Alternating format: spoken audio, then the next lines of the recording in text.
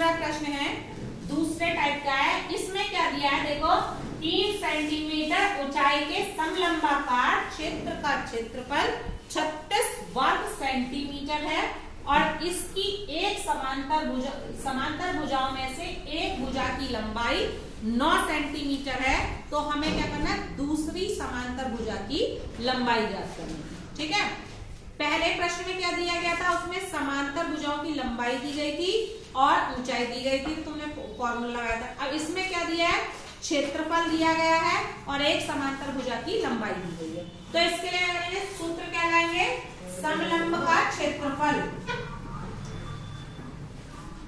समलंबाकार का क्षेत्रफल इसके बराबर होता है 1/2 गुणा समांतर भुजा यानी B1 plus B2 into H।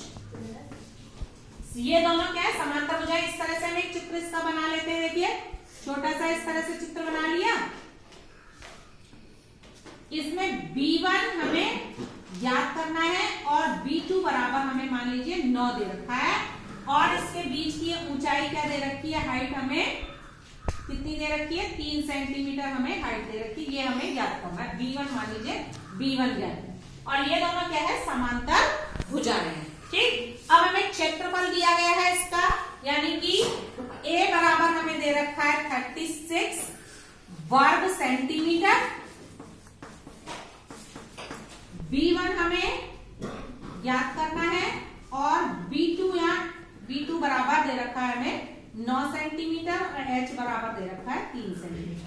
अब इसके लिए फॉर्मूला लगा दीजिए, 1/2 गुणा B1 हमें निकाला तो B1 को हम ऐसे लिख देंगे B1 और B2 हमारा 9 हो गया, ये लिख दिया, गुणा 3 बराबर 36।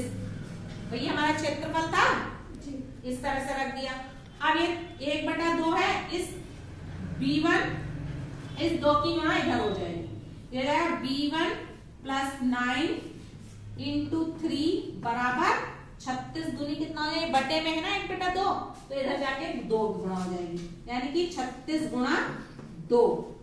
तो ये रहेगा B1 प्लस 9 गुणा इस 36 गुणा 2 और ये 3 जो था ये गुणा में है तो यहाँ पर क्या आ जाएगा, भाग में, बटे 3 आ जाएगा। अब इससे काट दो, 3 से कट गया, 3 एकम 3, 3 दूनी 6 और 12 दूनी कितना हो गया, 24। यानी कि B1 प्लस 9 बराबर 24 हो गया।